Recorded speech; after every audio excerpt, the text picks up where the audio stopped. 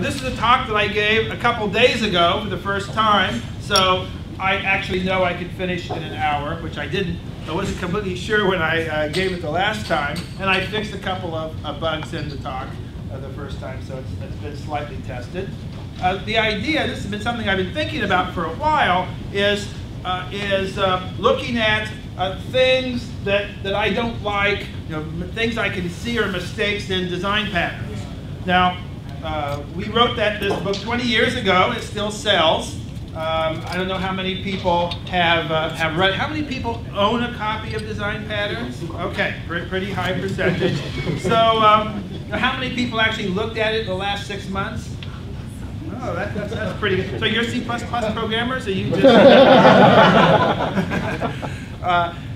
So one of the issues, of course, is that C++ was the main language of the book. Now, I actually was at the time, I suppose still, was more of a small talk programmer than a C++ programmer. I taught an operating systems course, and we used C++ there. I had several projects involved C++, so I certainly knew it, but my heart was much more in small talk. So all the small talk code in the book is my fault. But one of the points of the book was that these patterns were not specific to a language. And we often hear a complaint about the book that it's really just a bunch of hacks to make up for problems in C++. But in fact, most of those patterns, not all of them, but most of them are things that small talk programmers used, and Java programmers as well. And it's sort of interesting to see how these patterns have carried over into Java and C# and so on. Now Java was interesting because it was the first language to come out where I guess the language was actually a few years. It came out so the book says 95 on it. Actually came out in October of '94, so it's getting close to being exactly 20 years from when the book came out. But Java hit the world 9 months later. So it wasn't really out at all when our book came out. And the libraries of Java were the first libraries that were written by people who had read the book. And a lot of the names were there because of I think the people who wrote the libraries, they were very competent object-oriented programmers. They knew all the patterns before we wrote the book. Now, we were not inventing things in the book. And our goal in the book was to describe the things the experts knew, but beginners didn't, and they ought to know. So I'm not saying that the Java folks learned the patterns from the book, but they did use the names. But what's happened is over time, things have diverged, and some of the patterns, the way people use patterns are pretty different from what the book says. And that's sort of what I want to explore. And the question is, so people know what root cause analysis is, usually talking about bugs. What's the real cause of this bug? Is there something we can change our process so we won't be making bugs like this anymore? That's when you're doing root cause analysis. So I gave this talk, so that's sort of my goal, is to say, why is it wrong?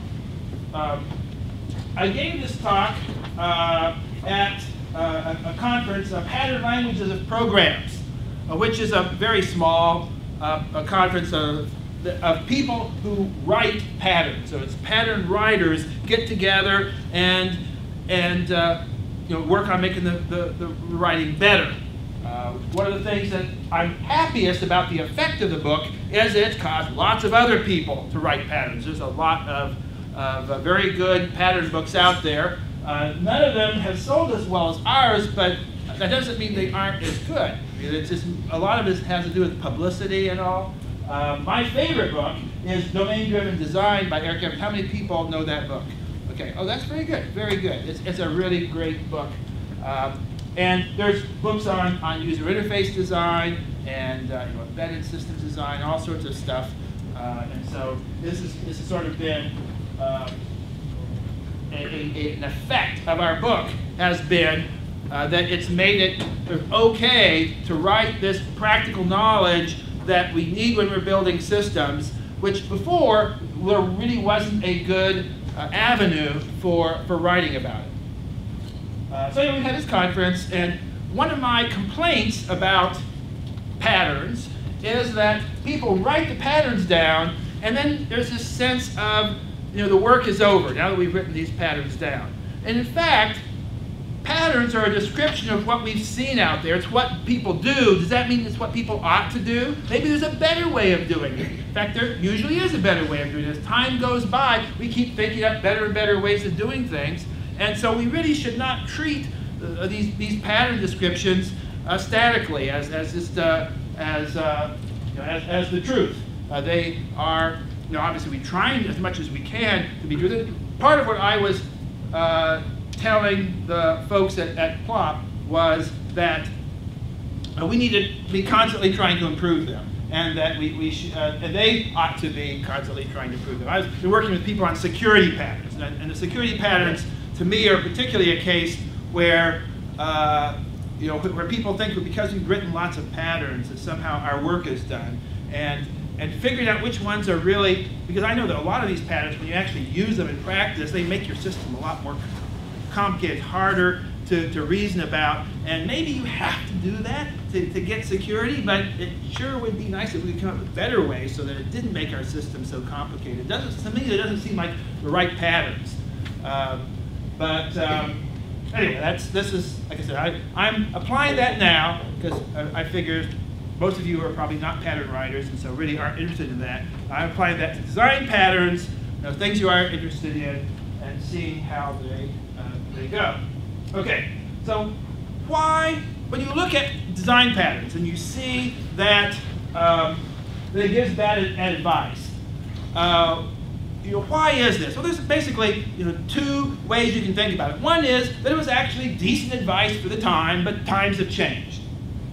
That's one possibility. And another possibility is, we actually should have known better back in 1994. It was a sort of a weakness and mistake. A third possibility, and that is that that in fact we did know, but somehow we didn't realize how people were going to interpret what we wrote.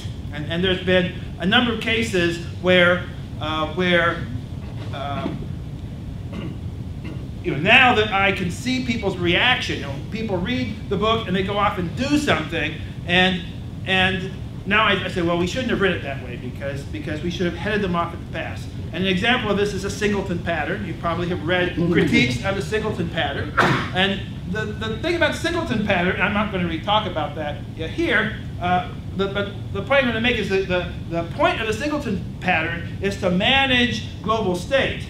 And of course, ideally, you don't have global state. You really want to try to get rid of it. And if you can't get rid of it, then you need to have a way of managing it. But instead, people think of the pattern as somehow a way of blessing global state. We'll just have a singleton pattern, and that makes global state good. Well, that's ridiculous. But nothing in our description tells you that this is something that you use only when you can't get rid of it. And so people just, and the way I learned about this was, a year or two after the book coming out, coming to little conferences and talking to people, and someone would come up and say, "Oh, your book is so wonderful, we love it, we're using it, and we're getting into it, starting to use these patterns, and in our system, we've got 40 cases where we're using singleton." It's just, it's hard to tell them, you idiot, right? They just tell you how much they like your book, so I can't say that. So I'm going to focus on the observer pattern. How many people have used the observer pattern? Pretty much everybody. So what the book says, its definition, define a one-to-many dependency between objects, or when one object changes state, all its dependents are notified and updated automatically. High level, vague, doesn't really tell you anything at all about how it's done. So I've been teaching an object-oriented design class since '85 actually, that used Smalltalk. Almost always use Smalltalk. And the observer pattern is a key thing. It's called dependence. That's actually the name, the dependence. And I wanted to call it dependence. We thought about this, but we didn't. It ended up being observer instead of dependence. And this is a slide that I used from in my course. And I like this example because it is a little shocking when you think about everything.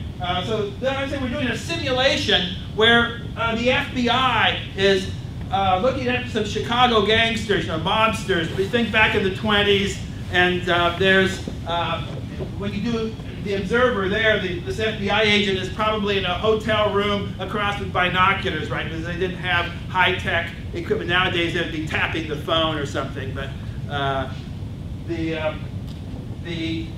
and the way you implement this, if you're going to do a simulation of this, the way you implement this is you have these two different roles. There's the subject and observer. A lot of times people call this observable and observer, but the book calls them subject and observer. And Smalltalk, they actually call it a model. And the dependent, I suppose, is what it's usually called in Smalltalk. So the subject and the observer, and then the observer is really an interface. It has a single operation. Update is what it's called in Smalltalk, and you make you actually have to make a subclass of it in Smalltalk because it's just an interface, and Smalltalk is dynamically typed, so you don't. All you have to do is implement an operation called update, and you're good. That's really all you have. It's duck typing. But with subject, you would make a subtype because there's some code that implements operations to add a dependent and remove a dependent and to notify that it's changed. So when you implement your mobster class is going to have things like rob a bank or drive the getaway car. So you have these operations. And when they do that, they would have to, inside your rob bank operation, it would say self-changed, as it's sort of changing its state and doing something. And when it did self-changed, all the observers would be notified. Now, part of the observer pattern is that the subjects don't actually know for sure whether they have any observers, or how many observers they have, or what type of observers they have. But they do have to be programmed so that if they do have any observers, they will be notified about important changes. And part of what happens in Smalltalk, this protocol is actually in class object. So every single object can be a subject. You don't have to do something special for that.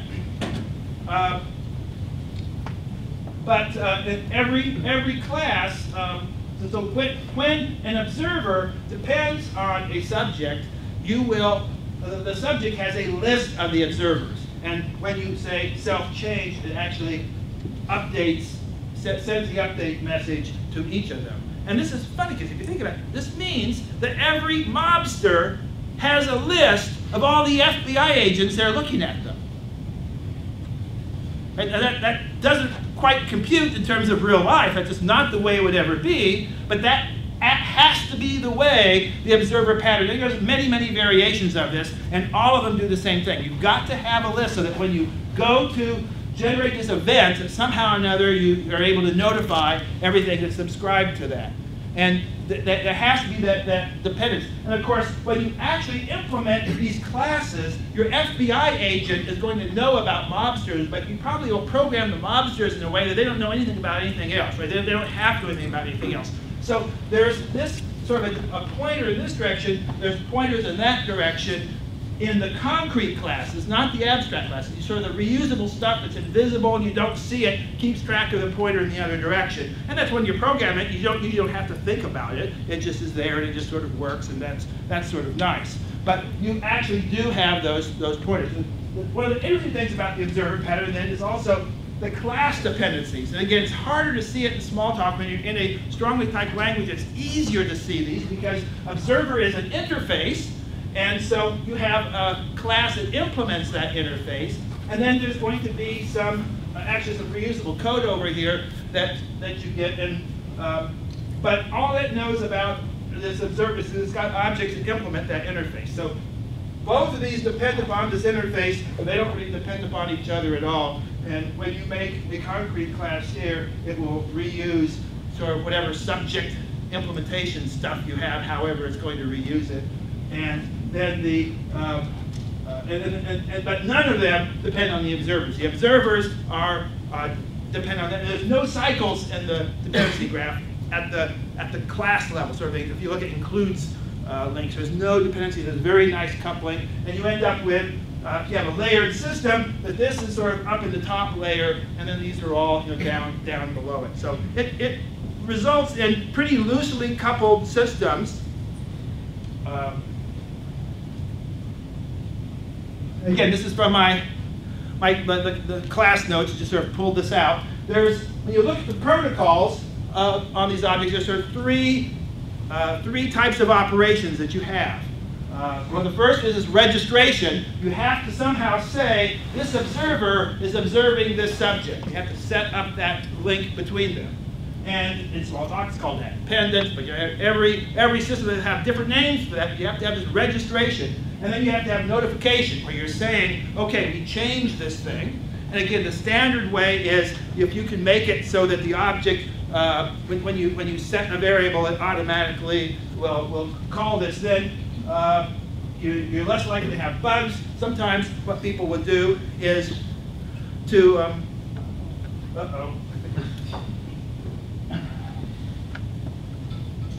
turned off my power is what happened.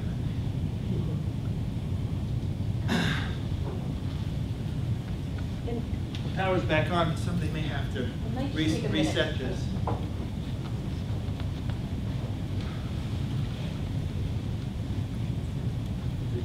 Pasting too much, I have to make sure I don't stand by that.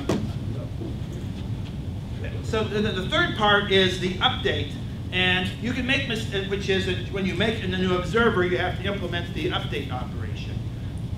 You can make mistakes in all three of those. I usually tell my students that the mistakes you make in the update protocol are like the easiest to detect, because you try to update a widget that you try to display the widget and it does something wrong, you see it right away. So we tend to write more update code than anything else, but it's generally the easiest.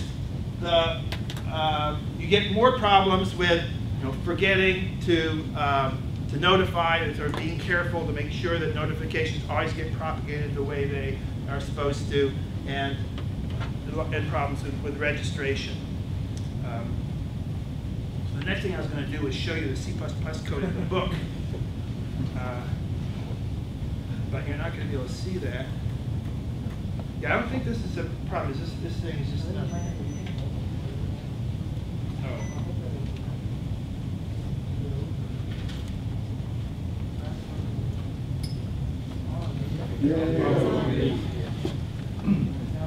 Okay, if I can take care of that. Yeah.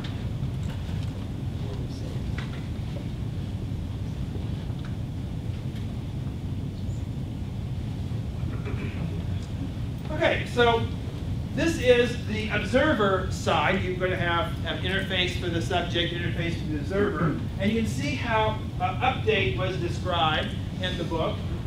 The only argument is a pointer to the subject, so an object that changed, so that you could, and the reason for this is you might want to be observing several different things. And so you get update operations, you like to know which one caused it. But there really isn't very much information that gets passed along the way we described it in the book.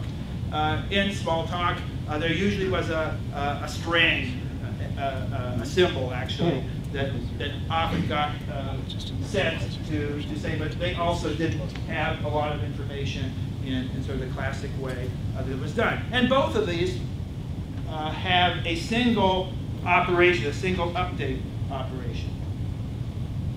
Now, in Java, it's generally called, of course, listening. You have listeners instead of observers. And some people seem to think that somehow listening and observing are very different. To me, they're almost like synonyms. If you're talking about, we know that computers don't either listen literally or observe literally. So clearly they're metaphors. And as far as metaphors go, it's hard for me to see the difference. And I think they just said, okay, that wasn't quite right. Because what actually happened was in the very, very first version of Java, they literally copied what was in design patterns. And it didn't take them very long at all to figure out that wasn't going to work.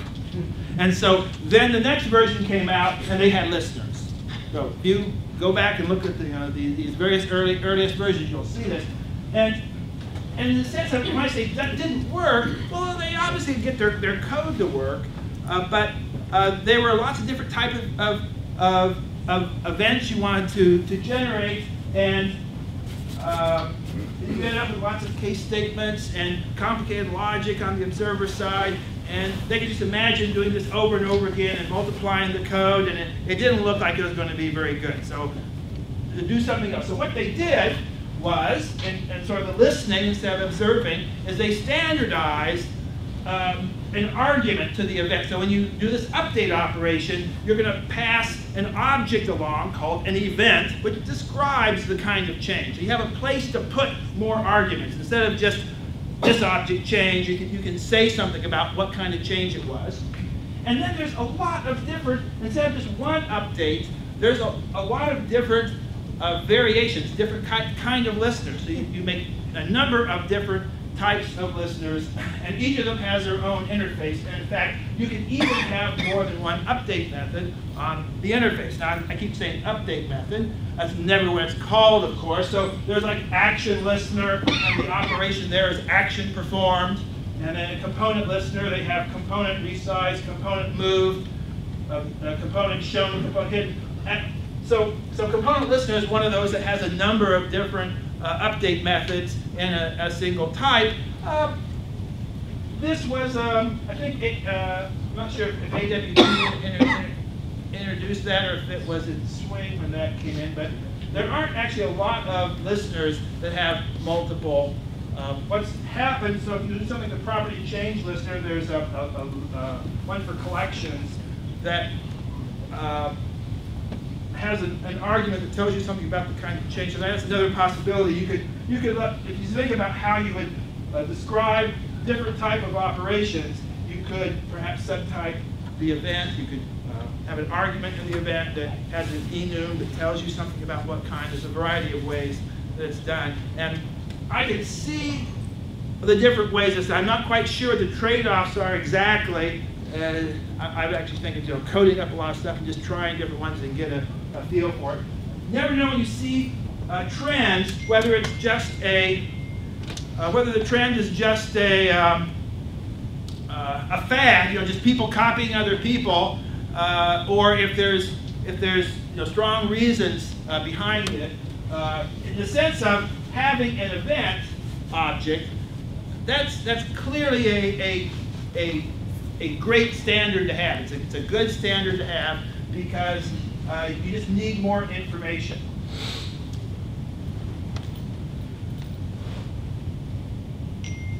So the book, I was trying to say, did the book describe it? At one level, clearly the book does not describe this. It just doesn't. So I'm trying to look for hints. So maybe we were thinking about that, and there's something there that you could imply all this. The closest I could come is there's a section that talks about push and pull model. So the push means an event gets generated, and all the information about this event sort of comes with the event. Pull means the event gets generated, and then the observer gets notified, and then the observer grabs whatever it wants out of the subject. And so if, for example, you have a distributed system, and these are real messages going over the wire, you really want to push, because you can get a single message. Whereas if you do pull, you're going to have a message, and it's going to come back, and you're going to get 3 ways before. So the book didn't talk about that, by the way. We never thought about distributed systems when we were writing the book. This was we didn't really have experience with that. Anyway, so talking about push and pull, implementation of the observer pattern often had the subject broadcast additional information about the change. The subject passes this information as an argument to update. So yeah, argument to update. That sounds like maybe these could be events. The amount of information may vary widely. And as an experienced writer, this is fudge. This is when you don't want to commit yourself. So he said, well, it may vary widely. And then there's a little bit about push and pull. And then the pull model emphasizes the subject's ignorance of its observers. In other words, if it's going to, the pull model, you can let the subject, you can let the observer grab whatever it wants out of the subject. The subject doesn't have to make predictions about what the observer wants. Whereas the push model assumes subjects know something about the observer's needs. The push model might make observers less reusable because subject classes make assumptions about observer classes that might not always be true. And as I was reading that, I said, that's baloney. Push model does not make observers less reusable. I mean, having an event that's a push model is that we're going to have an event that carries all this stuff with us. And it does not make it more reusable. If you think about a mouse, then part of that is it depends what the when you have these specialized interfaces, specialized observer interfaces, it can be about a thing, and if you can describe that thing well, you can give all the information you need in the event. So a mouse. What can you do with a mouse? What events can a mouse generate? You know, it's button up, button down. You can have lots of buttons, maybe, a 17-button mouse or something. You can have a lot of buttons, but button up, button down, and then mouse move. You know, what else is there? There's nothing else. So if you generate those events, you have complete understanding of the mouse, and it doesn't depend on the application. It doesn't depend. So this thing of it sort of seems the push model assumes subjects know something about their observer's needs sounds sort of logical, but it isn't logical if you have well-defined interfaces for a particular type of events. And so, and the result actually, I mean, if you look at the Java, is it has led to reusable classes of reusable observers. And so this last bit is just wrong. So the reality is the push model can be used to make observers more reusable. I mean, I'm not saying that it invariably or always or necessarily would be used, but you can use it because you have these specialized observer interfaces for particular kinds of changes, and lists and strings and so on. Anyway, so if you end up with a library of both subjects and observers if you take this course. So there is it's sort of one thing that sort of bit of change was listeners instead of observers, and then having events and thinking about that. In fact, I think back to Smalltalk, early 90s, and there were Smalltalk systems that passed events because Smalltalk is dynamically typed. It's pretty easy to add anything you want to the update operator, and if your observers are ready to take it, they can take it. You know, they don't all have to be the same, and even though it's always called update, you know, update with one argument or two arguments and what the things in the arguments were, they're really different interfaces. And this can be a problem actually with dynamic languages, is you can be varying the interface. You can, in your mind, you know the difference between these interfaces, but when you look at the code, it's not so obvious that it's there. And these are tricks that people use a lot in dynamic languages, which can have a lot of benefits sometimes, but so there's another thing that's happened, which is often called data binding. And I didn't actually use anything that was called data binding. I think I used this before, but it wasn't called data binding. But I started using something called data binding a few years ago, and I was actually talking to Eric Gama not too long ago, and he was saying, oh, data binding is sort of a specialization of observer. I said, it is? And I thought about it for half an hour and said, well, you're right, it is. It isn't. And I had always somehow thought of data binding a little bit different, and I think it sometimes means a little bit other things as well. But the part of data binding, and this maybe is something you do in order to get data binding, is definitely related to observer. So the idea here is that we're going to implement our subject as sort of a composite subject. Rather than having a big object and we just depend on the whole thing and we let it generate, we're going to break it up into little pieces, and we're going to depend on a little piece and let it. And one of the obvious things is being able to just depend on a single property. And then when that property changes, you get notified. And this is all part of having these specialized interfaces, these specialized listener interfaces. When you have a separate object to store a list versus just a regular property, then you can have specialized observers for them. And the great thing about this is you don't have to write notification or event handlers, because you've got standard subjects and you've got standard observers, and they sort of know how to fit themselves in. You still have to register, so you still have to do the registration, but as long as you're sticking with your standards, you avoid all the other stuff. So this is actually a nice benefit. And you end up, instead of like assigning to a variable, you're going to have an object that holds this value, and you're going to be performing an operation on that little component object to set a value. So you set value of property rather than assigning to a variable. So there's little changes you make in your program.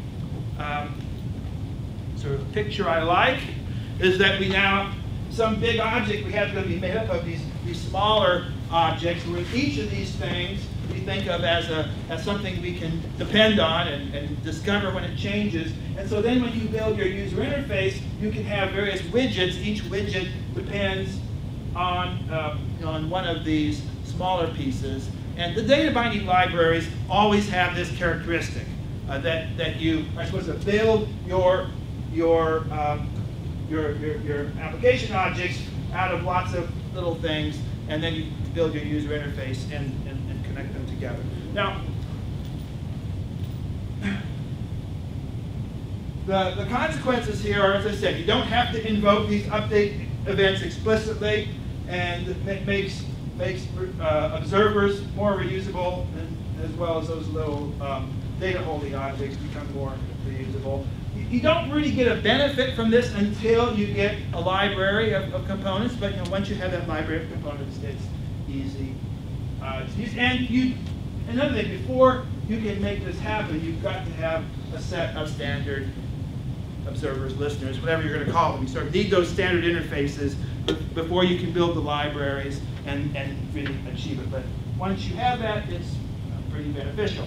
Now, there's an issue though, which is you can't do everything with this.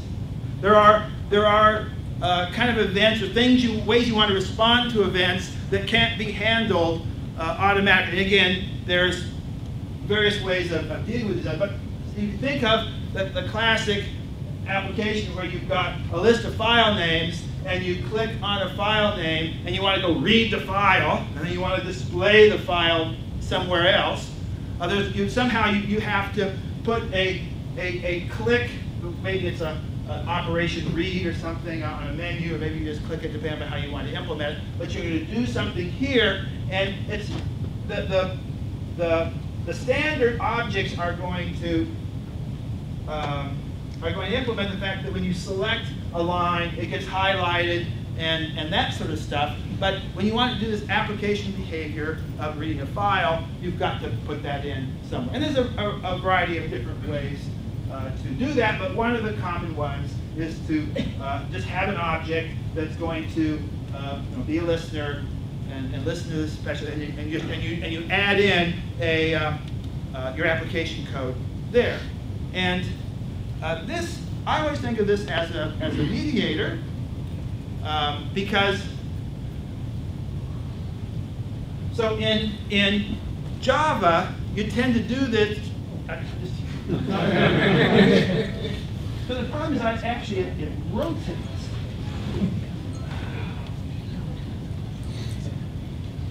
So in Java,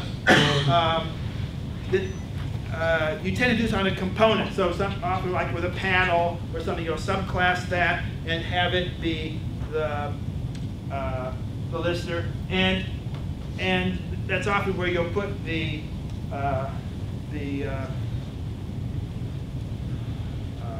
those little anonymous classes that are you're making a little class just to be a specialized listener. In Smalltalk, it was done more on the subject side, and these are your components are. So in Smalltalk, they had the notion of an application model, and you would usually put these extra operations in the application model.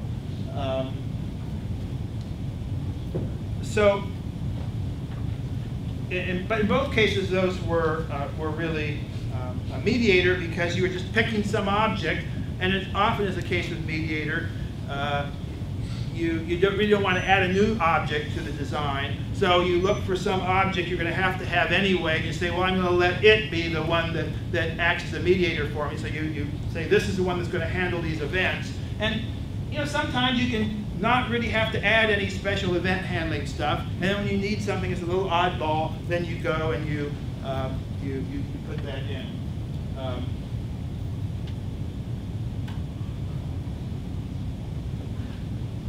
So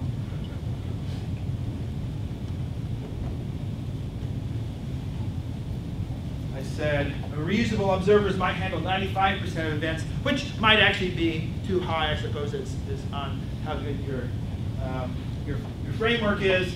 And maybe it's only 80% or 90%. But the point is, these other patterns make a lot of things reusable, but not everything, and you have to deal with the exceptions. And the usual way is to have a mediator to do that. Now, the book actually mentions mediator as being related to observer, but what it talks about, when you actually go in and read the detail, it's talking about something different. It's talking about cases where you are trying to implement constraint, a more generalized constraint system, and you delegate all updates to this mediator, which can optimize things. What they say is it's called a change manager, was what we called it. But the idea is it's going to optimize, and because there's problems with observer pattern. You can't have cycles in observers because you sort of get this infinite loop of updates. And there's problems like that. Well, you can eliminate those by having this complex mediator that is able to figure things out. So it really was talking about something different, and the things I saw that we were thinking of with Change Manager are way more complicated than the kind of mediators that people make. So it really wasn't quite the same. And we didn't talk about how adapters get used. So this is the classic thing you do in Java. If you want to make some object that's listening to two different sources of events, they say you've got two buttons, and you want to be able to listen to both of them. Well, they're both buttons, so they're both going to give you the same kind of event, action events, or action listeners say. What you can do is, we've got some button, we're going to say they're red and green or something. So we have our add action listener, and you can define the new class without even defining its name, just by defining the action performed operation, which is what you'll need. And so then you can do this again, say for the green button, and add another action to it. And you've actually defined two little subclasses, tiny little subclasses, without actually having given them a name. That's really what's going on. But what do these classes do? What these classes are doing is they're converting an action performed operation into something else. Perform red action, perform green action, whatever, on a slightly different object. You're calling these methods on your bigger object. And that's an adapter. You're converting from one interface to another. Very, very simple.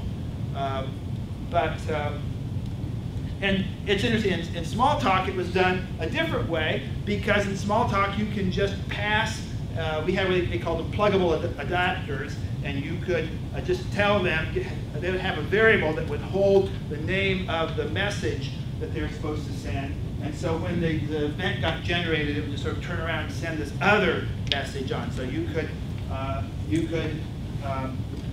do a pluggable adapter on the on your red button with your perform red action message to this object, and then you'd do a pluggable adapter on the green button with perform green action. And I mean, it's basically the same thing. You didn't actually have to make a new class, but it was the same thing. You'd get these simple little adapters. Okay. So,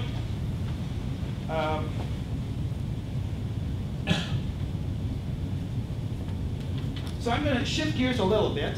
I'm going to come back to Observer, but before I come back to Observer, I want to look at Iterator. Then we're going to sort of apply Iterator to Observer.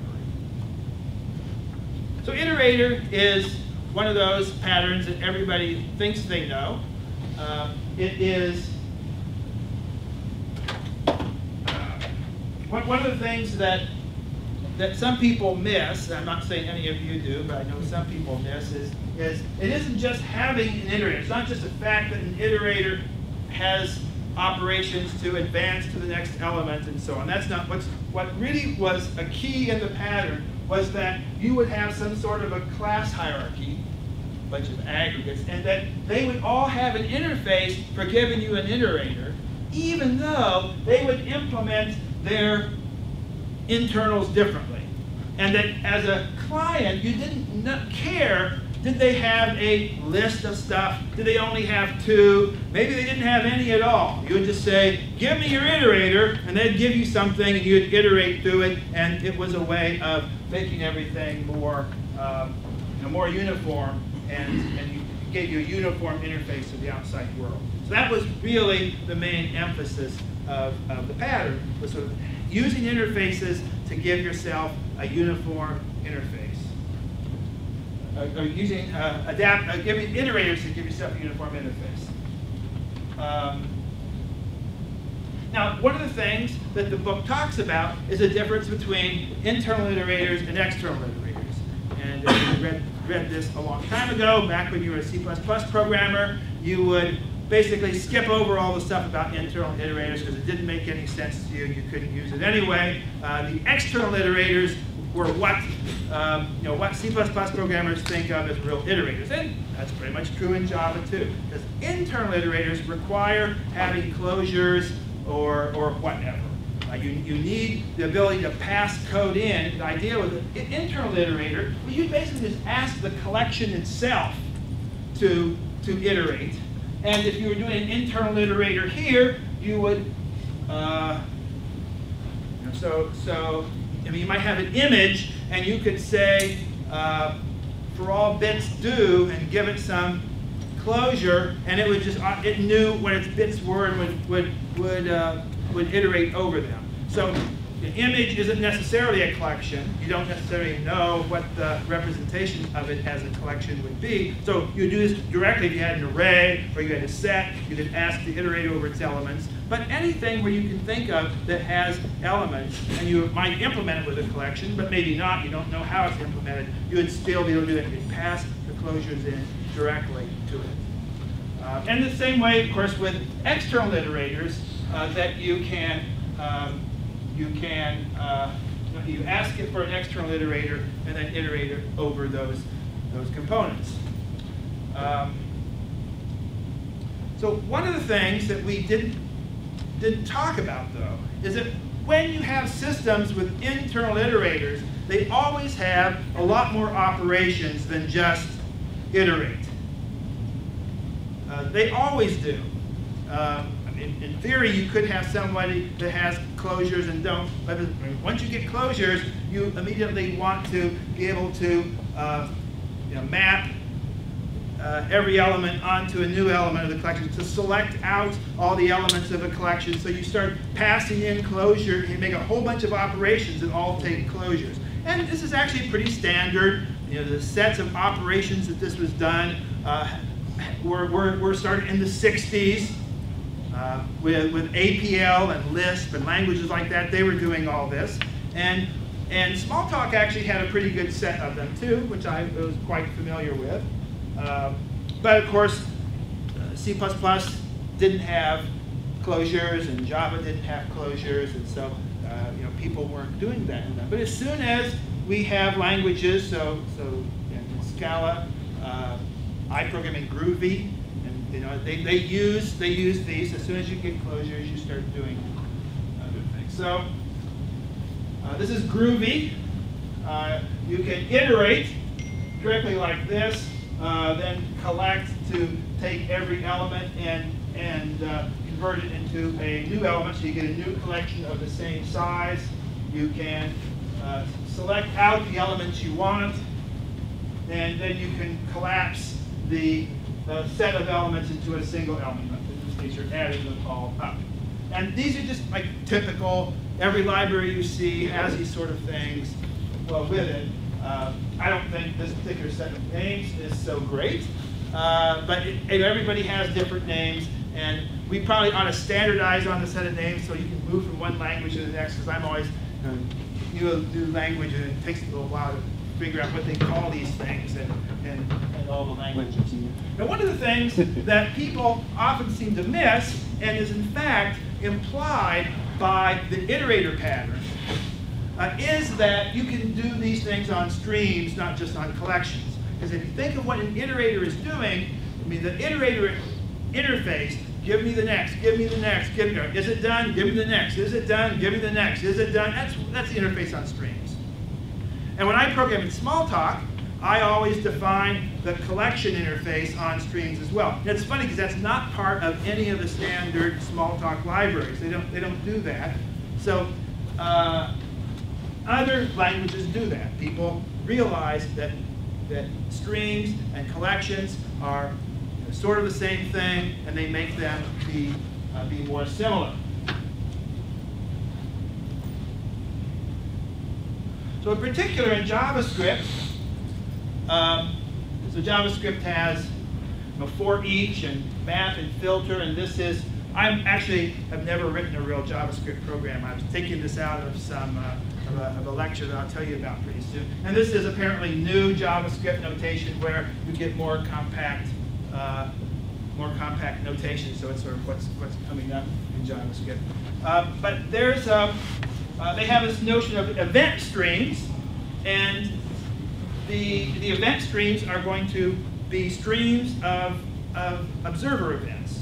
So the events the observers are generating, you can think of an observer as a stream of events. All the events that the subject is going to generate over time.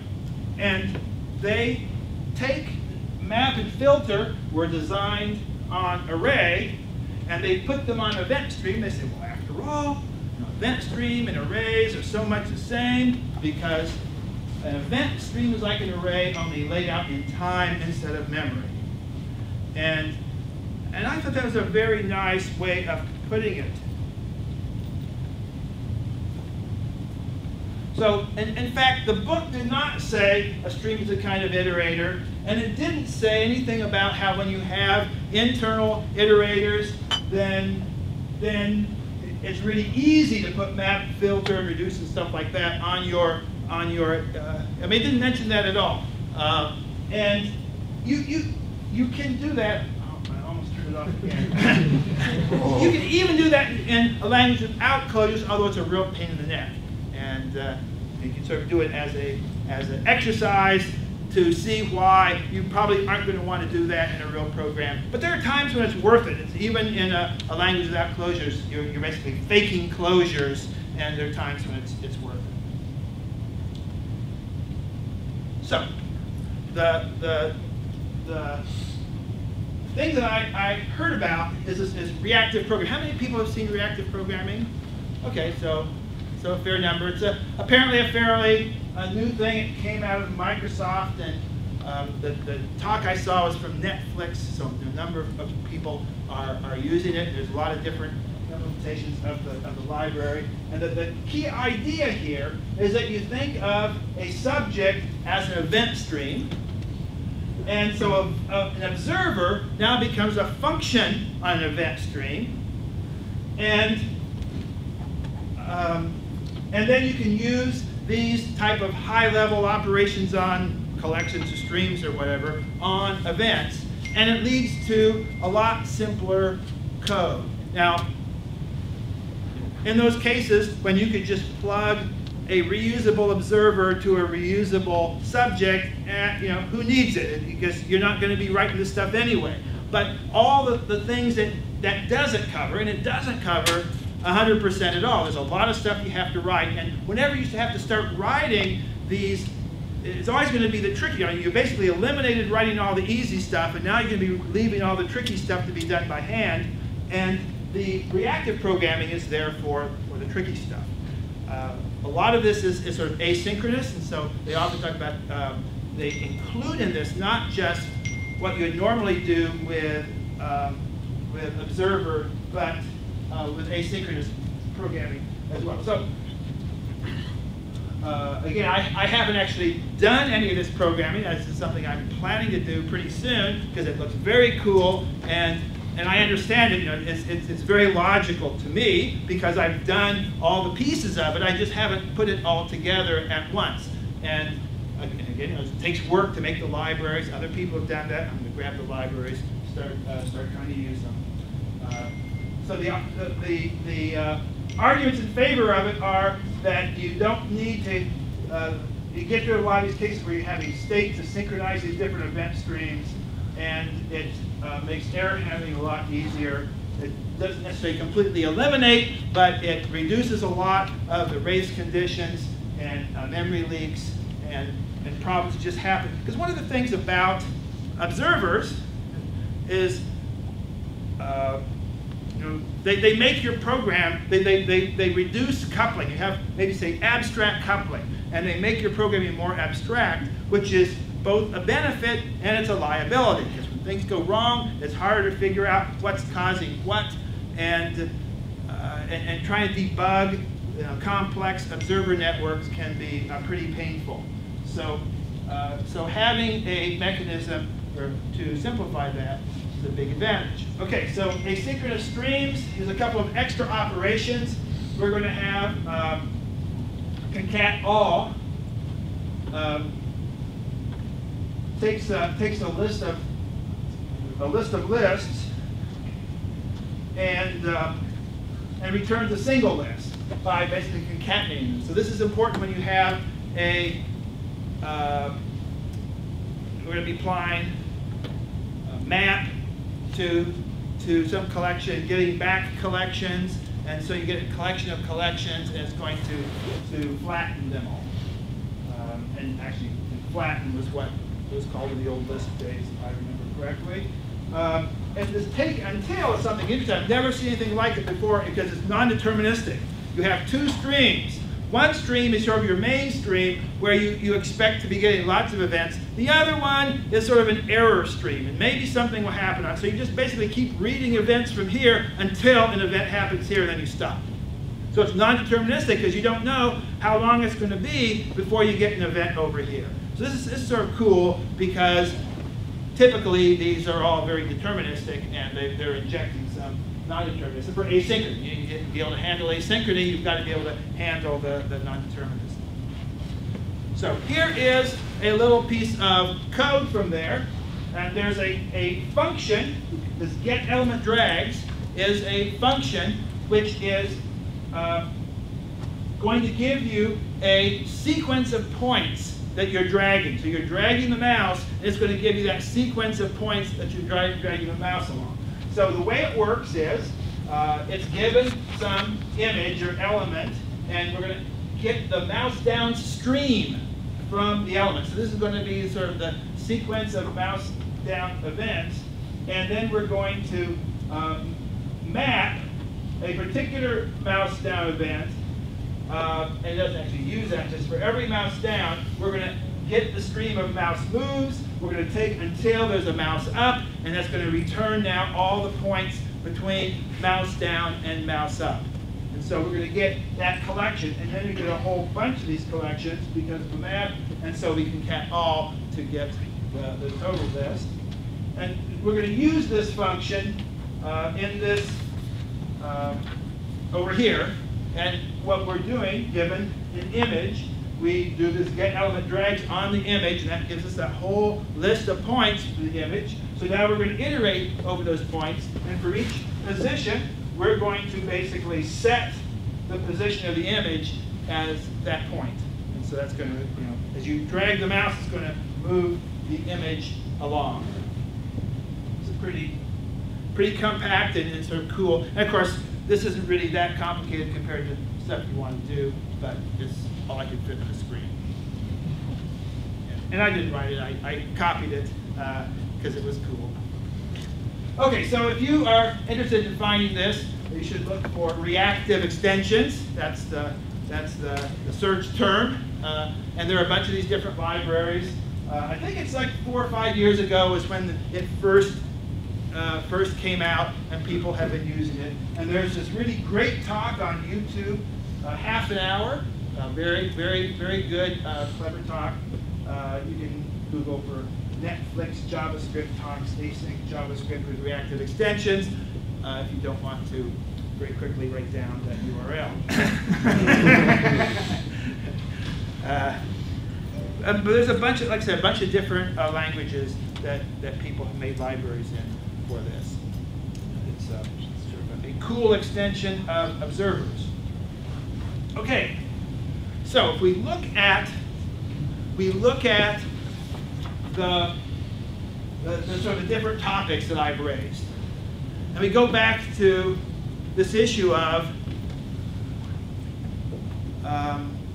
well, maybe times have changed, and it was pretty good at the time, but yeah, it's new things have happened. Or was it that we just missed stuff that should have been known to us? And of course, the thing to remember is it wasn't just us that missed it.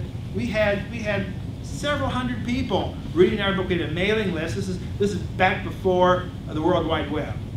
So that was how long ago it was. The World Wide Web had not really come into existence, and we had an FTP server and a mailing list, so people could join our mailing list. We had several hundred people on our mailing list, and every couple of weeks we put a new pattern out there on our FTP server, and then people would all discuss. We got a lot of feedback from people, even though back then I calculated that only 10% of the people on our mailing list ever posted anything, right? Same as today. But we did get lots and lots of comments, and people helped improve the book a lot by doing that. So you know, it wasn't like no one had thought about that, but still, we missed things. And when you think of this listener, one of the things is, it was true that when you looked at these different C++ libraries, and you looked at how Smalltalk did things, they both did them the same way.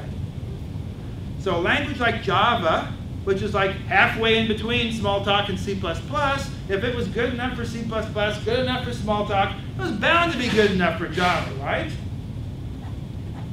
You know, but it wasn't. Now why was that? Well, I actually think part of it was Smalltalk was dynamically typed, so it was not a big issue as with Java. And C++, nobody had a version of Observer that was going to get reused across multiple frameworks. Because everybody in C++ would like make their own framework. They did their own version of Observer. So in fact, there really were hundreds of versions of Observer in C++. They just weren't particularly reusable. They were all these specialized ones. So the C++ people didn't really have the reuse, which would have forced this. And Java both had the static type checking, and then it really needed that reuse, and that was what forced showing that old observer interface wasn't really good enough.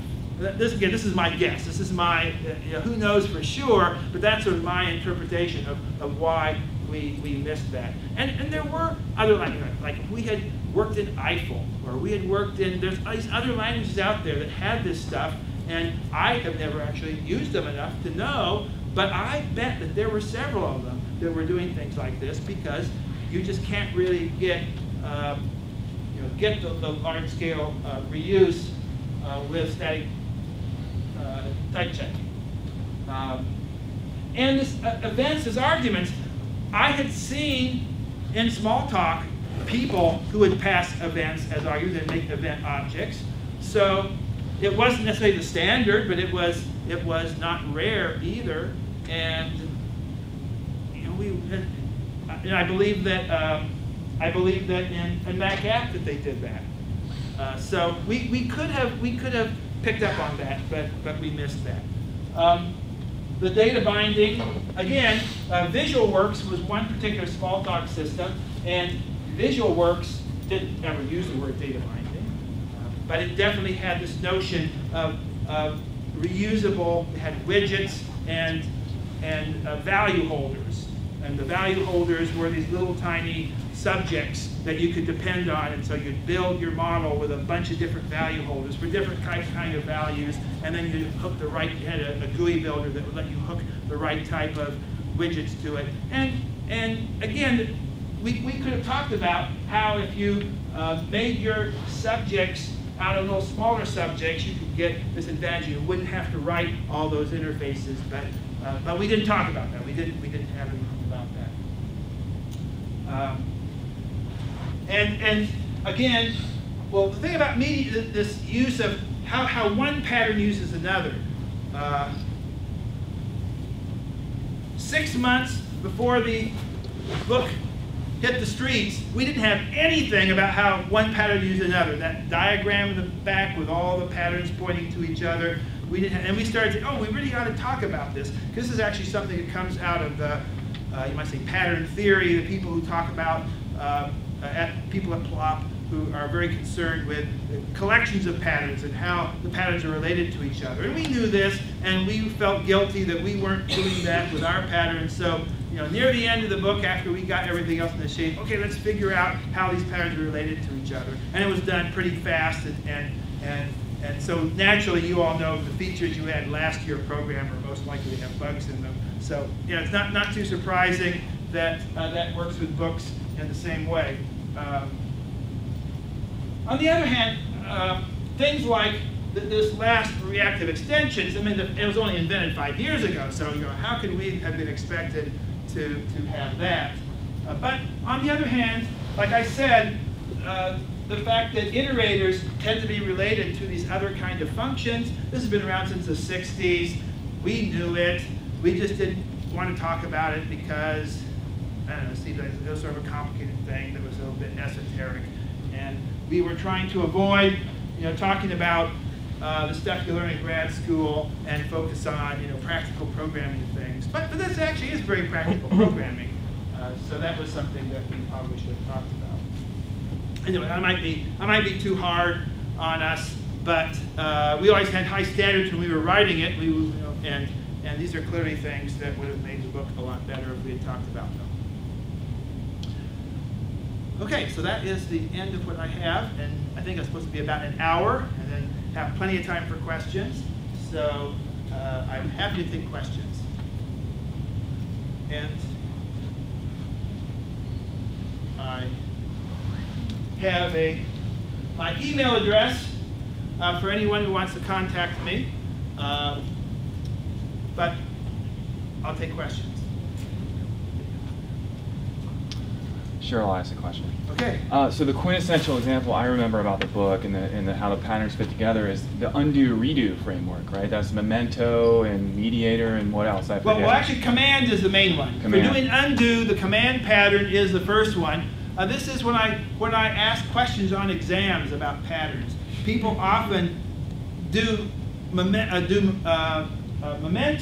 instead of command, because there is this example in the book of some complicated situation where you need something like Memento. But most of the time, that is the expensive way of doing it, and it's the command pattern. Actually, again, I learned this from MacApp. MacApp makes heavy use of command. We started doing it in Smalltalk. It wasn't a tradition in Smalltalk at all, but we started doing it in Smalltalk, and it works amazingly well. So one of the things, when I was in grad school, we had a seminar, a group of us had a seminar, and for one semester, we were reading a whole bunch of papers about reverse execution. Now you take a program and figure out how you can run it backwards. A program that goes from A to B and figure out how to go from B to A. And it's in general impossible. You just can't do it. And we are reading these papers and struggling for a while and said, this is really not a worthwhile thing to work on because it's just so impossible. And sure, there are going to be special cases where you can do it, but that was our conclusion after spending a semester reading these papers, was we have better things to waste our time on. And I was really amazed working with MacApp about how, even though in general it's impossible to undo computation, that pattern, because what you do is you save enough, and it always changes what you're doing. Because you save in your command enough information that you can go backwards. And it is a pretty general mechanism. And once you practice it and learn how to do it, it's really not all that hard. And then it has other benefits because you start putting,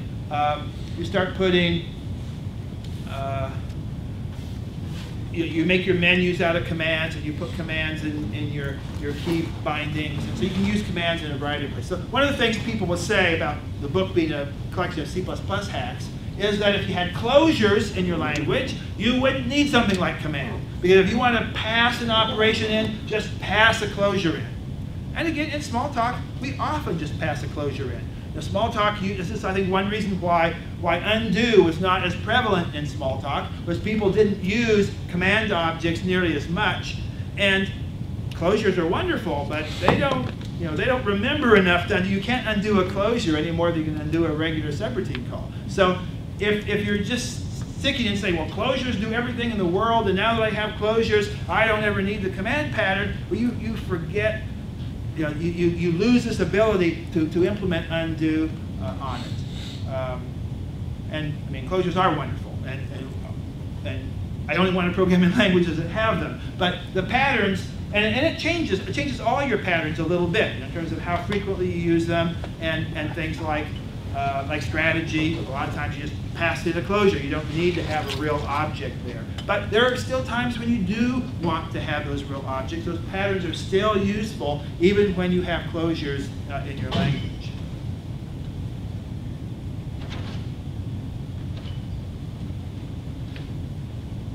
Any more questions? Yeah? Do you think it's time for you to write a new revision? Oh, about 10 years ago it was time. No, because the reason I'm asking is all the new graduates are not even referring to it. They straight go to a simple programming language that are already built in without understanding where it originated from. Well, actually, that's not entirely true. There are other books out there, like Heads First Design Patterns, that do a good job of explaining it. So it is true that fewer people are reading design, the official design patterns, and as somebody who gets royalties off of it, I wish we would have something out there to do. And of course, my biggest concern, a serious concern, is just that there's so much that we should have said that we didn't.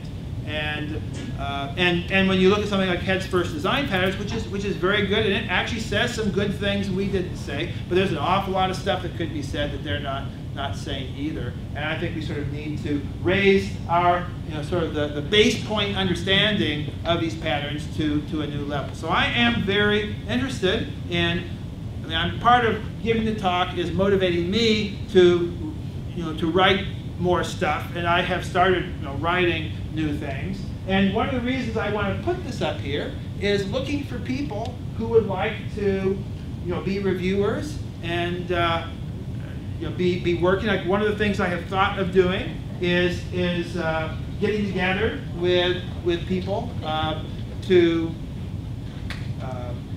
have maybe workshops looking at particular patterns and looking at how different libraries use them and looking to see how the descriptions need to be improved. And if there's somebody, I figure there's probably a few people here who'd be interested in something like that, send me an email. And what I'm thinking of is coming up here and doing evening events or Saturday events or something like that. And so people who'd be interested in that should send me email. So that ties in very well with your question. Yes? With kind of the popularity of multi-core systems and distributed computing, how does that impact, what patterns would be an emphasis on say, a new book? Sure. Well, so it would not change the patterns of our book because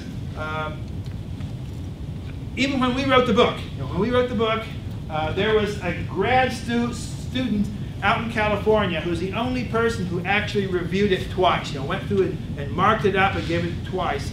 And he told us, I remember the first time he did it, he criticized it because these are all just GUI patterns.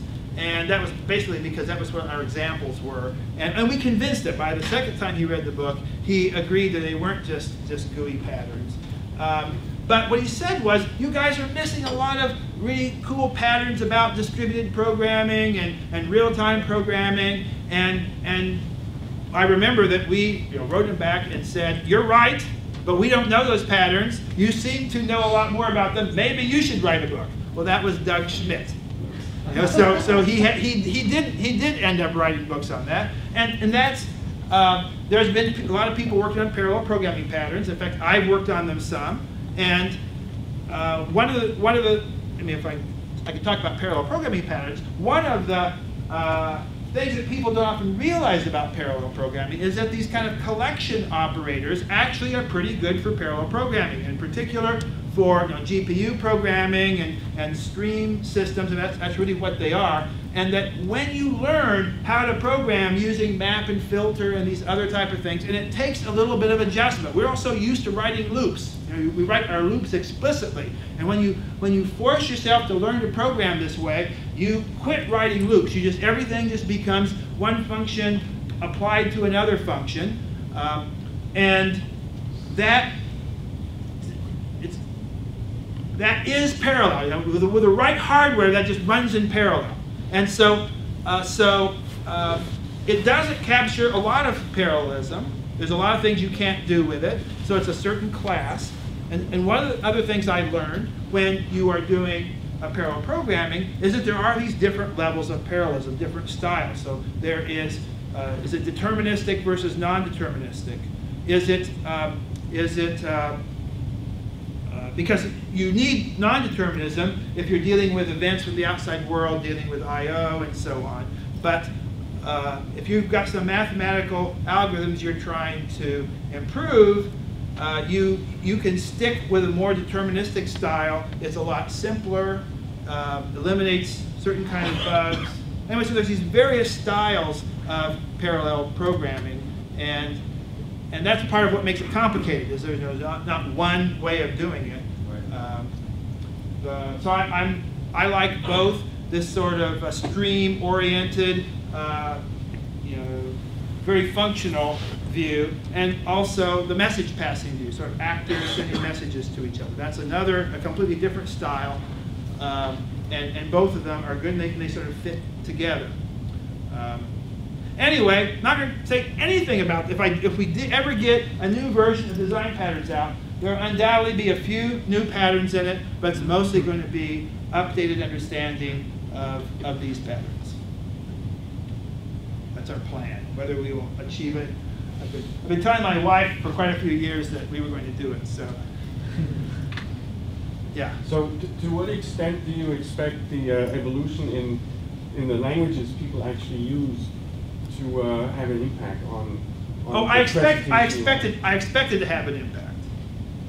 Now, your question is, how will it have an impact? Well, I don't know how it has. Why would I be any better at predicting the future than anybody else? Well, I mean the recent, let's say, 20 years since the last book. So you're using Groovy. There are people who use Scala, yeah, and so on. So I mean, the functional languages have different sets of patterns.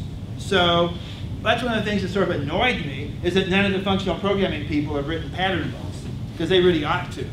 And it's a different style of programming, and yeah, it requires, it's a different set of patterns. And so when you start trying to mix the two, then that is going to change your balance of things. I mean, one of the things about Smalltalk is that in large Smalltalk systems, there's often fairly big pieces of it which are purely functional. And there's sort of this state-oriented thing that plays with the function-oriented thing, and there's that sort of architecture. And I haven't seen that as much out in the Java world. But as we get more powerful functional languages, then there'll probably going to be more of that. But I don't know really how to characterize that. So one of the changes that happened, the Design Patterns book divides patterns up into 3 sections. There's a creational patterns, and then there's the behavioral and structural.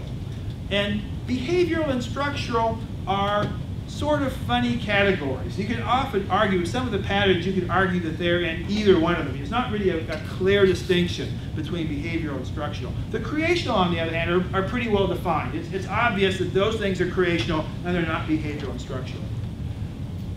The creational patterns have actually took a pretty big hit, because you have techniques like dependency injection have eliminated the need for a lot of those creational patterns. And you just don't see them nearly as often as you used to. So there's a case where a sort of a new design technique has come along and has had an impact. It's sort of replaced some of these other patterns. And that's not really, I mean, a language thing, as really sort of a design style thing. And framework supported and so on. But it is like, you know, time passes and things change, and so, you know, that's a good reason to update the book. You know, I think Yeah. the unfortunate reality too is that people, you take a guy who programs in Lisp or Scheme, for instance, and then put him in, you know, the strongly typed, top-down modular, you know, object-oriented world of C++ or C# or Java or something, and he's going to write everything recursive. You know, everything's going to be, like you said, the loops will be gone, and he's going to be up against the jury of his peers, for instance. You know, and I think that's kind of a more of a real-world problem for developers as they transition from languages. Sure. Every language has its different style, and the first language you learn, this is wonderful, and the second language you learn, you're always trying to redo the first one in your second language. Right, But right. actually, about your 17th language, you tend to have given up on that. And I mean, part of the problem is people just haven't done it enough. They haven't had this happen to them enough times. Yeah. And you sort of learn. One of my stories is that I was teaching intro. I've never taught object-oriented programming to newbies. It's sort of funny. I teach to people who know how to program already, and then I've taught intro programming course to scientists and engineers, and we used Fortran. That's what scientists and engineers used, at least back in the 90s.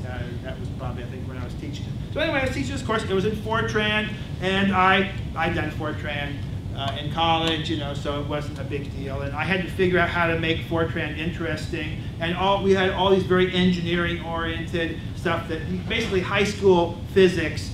Probably everybody had college physics, a little bit of calculus, and that was all the homeworks were that way. And I remember one year, everything had to do with shooting missiles and going into space, and it was just all the homeworks were like that. And engineers, they're smart people, and they picked up, and they all thought that programming would be good for them and interesting, so they were all happy with the class. We also had another course like this for business majors, which I stay with. They all hated the course, and you get really bad reviews when you teach that course, so I stayed away. But the engineers, they were teaching this Fortran course. And the engineering college was sort of in charge of this. It was a service course by the CS department, engineering college, and the engineering college voted to change the language. There was a committee, and they said, let's have this new language, which was Mathematica. Now, I didn't know about this. I was going to teach it in the spring. I learned about it in October, and I learned about it by talking to some student who was in the class who was complaining about this bizarre class where none of the TAs knew the programming language, and everything was just, you know, didn't work very well. And it actually, the guy who was teaching the course had spent the summer redoing all the notes for Mathematica. He taught the course a lot in Fortran, but he was actually a graphics guy, a pretty good teacher actually, but not a programming language guy at all. And he probably didn't know more than a few programming languages. And then they jumped into this semester with no training of the TAs. There were like 400 people in the class. Bad scene. So when I did it, I said, well, I know something. I've heard about Mathematica. It's one of these functional programming languages, right? How many people have actually used Mathematica? Oh, a long time. Okay. It's not really a functional programming language. It's not like Scheme. And so I got the book, I got the system, I started doing stuff, and it's like, I'm not sure what is a really good Mathematica program like. I found an expert in chem, so I would do all the lecture notes. I would go to him, I would have him critique everything. Of course, one of the things is, what's the sweet spot for Mathematica? You don't want the sort of programs that you would program in Fortran are primitives. In Mathematica, you don't want to have people, you have to write completely different programs. You would write completely different programs in Mathematica than you would in Fortran, but it ended up being pretty successful. But again, my perspective was as somebody who knew, I mean, uncountable number, I mean, I can't count how many languages I know, and programming lots of different styles. And I can remember taking a functional programming language, learning a functional programming language in grad school, and just being shocked. I thought I knew how to program, and I don't know how to program. I can't get this thing to work. And so when object-oriented programming came along and people said, well, what's a paradigm shift? I sort of expected it would be a bit of a struggle, and it was a bit of a struggle, but I was prepared for it, and I went through it. And so people, parallel programming is hard.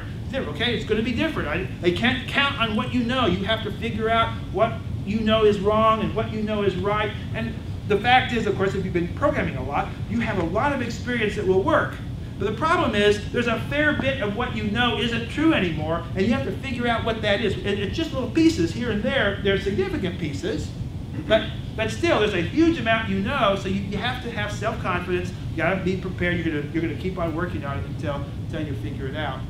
And anyway, there's new things all the time. It does not throw out all the old stuff. But what it does is make you worry about all the old stuff. You have to figure out what it is that is still true and what isn't true. And it's interesting to talk to guys who were IBM green screen stuff and punch card people, and they'll tell you how much of what is today is the same as that. Of course, there's plenty that's different, and it's hard, to know exactly what's going to transfer when you get some new technology and what's not. But having that experience really does help. There's an awful lot of stuff does transfer. It's just, you have to test it out. You have to test out all your old stuff to see what's going to work in the next generation, because it doesn't all carry over. A lot carries over, but it doesn't always carry over. So what is going to work in the future? Who knows? We don't even know what the future is going to be like. One of the things that, to me, that's pretty amazing is all this concern about energy efficiency. And people rate algorithms on how energy efficient they are. I can guarantee you, when I was learning, even 20 years ago, this would have been considered bizarre. What are we going to be doing next? Have connections to people's brain waves, and then worrying about psychedelic effects of different algorithms or something. How can you predict how your program is supposed to behave in 20 years when people just completely throw out the ground rules and start worrying about things like that? And what you know is that there will be, it's like one of the things that's become really big is security. And 20 years ago, security was not a big deal because the internet wasn't really a big deal then, and so things were not so connected. Now, there were companies 40 years ago doing heavy research in computer security because they were working for the military, and you have banks, and you have certain places that really worry about a lot. But average programmers just didn't care. It wasn't important. It wasn't a big deal. Now, there is something where you could actually predict that, okay, this will be a big deal someday. Energy efficiency of algorithms? How could you predict it? To me, that's just completely bizarre. Wouldn't that mean they're faster? What? Essentially, if they spend less cycles, they would be more efficient, hence also better and faster. Oh. Well, I mean, that is, like, I mean, obviously, if you make your program, the old way of sort of using a log-in algorithm instead of an n-squared algorithm will burn less power. I think that's usually the case. But given a bunch of n-squared algorithms, apparently, and again, this is not something I know about, I just go to poster sessions for the grad students who are talking about all this, and it's a hot topic. And both in the supercomputer world, where there you're counting how many processors you're actually using, how many of the processors you can turn off. These big supercomputer centers, and actually, over the course of the lifetime of a computer, which isn't very long, like 5 or 6 years, the cost of the energy is greater than the cost of the computer. Okay, so this is a big deal, and we all know that the reason our computers aren't getting any faster now is because they burn. If they were any faster, they would melt. They get too hot, and we have to water cool them, and we don't want to water cool our laptops. So, and of course, with laptops, you worry about the battery, how long the battery lasts. So, everything we're doing now is limited by energy, and so people put a huge amount of effort into figuring out how to use, but and it turns out that you can actually measure the energy efficiency of different algorithms. Again, to me, it's just sort of weird. I grew up, I've been spending a long time not thinking about any of that stuff. And the real point I'm making is, okay, what's the next thing? We have no idea. And anyone who says, I can predict how these patterns are going to be, after this next thing, it's just, you can't possibly predict. It's why it's such a wonderful field to be in.